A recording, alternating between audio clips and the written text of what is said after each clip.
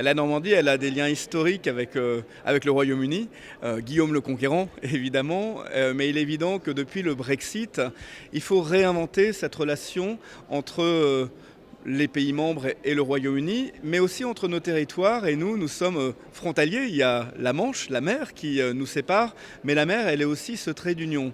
Alors on était dans plusieurs programmes de coopération interreg et de coopération transfrontalière. Le Royaume-Uni, il était dans 7 programmes. Évidemment, tout ça s'est arrêté avec le Brexit et donc on essaye de réinventer de nouvelles relations.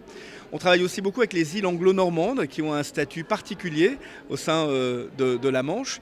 Et donc la Normandie, à la fois on prend des initiatives avec d'autres collectivités territoriales pour essayer de créer une alliance au sein de ce patrimoine commun qui est la Manche, où on a des problématiques environnementales, des problématiques de pêche, des problématiques sur les énergies, également les énergies renouvelables. Et donc ce qu'on ne peut plus faire entre les États, on doit aussi maintenant inventer des nouveaux cadres entre les collectivités territoriales. Et puis nous en Normandie, on a quelque chose d'un peu particulier dans notre relation avec le Royaume-Uni, c'est qu'on avait conquis le Royaume-Uni, mais on va fêter en 2027 le millénaire de la naissance de Guillaume le Conquérant.